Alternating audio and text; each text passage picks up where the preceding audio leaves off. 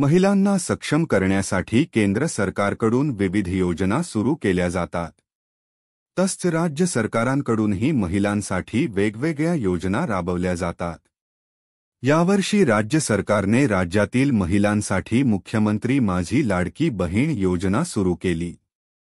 सरकारने या योजनेच्या माध्यमातून महिलांना दरमहा 1,500 रुपयांचं आर्थिक सहाय्य देण्याची घोषणा केली आहे.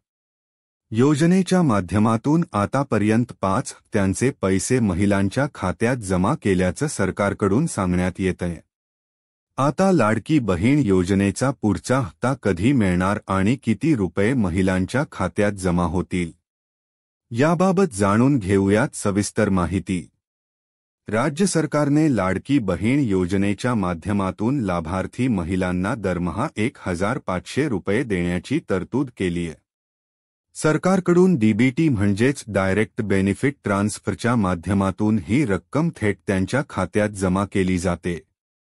दिवाळीच्या उत्सवात राज्य सरकारने नोव्हेंबरचा हप्ता आधीच ॲडव्हान्समध्ये दिला होता, ज्यामध्ये चौथ्या आणि पाचव्या हप्त्याचे 3,000 रुपये एकत्रित जमा करण्यात आले.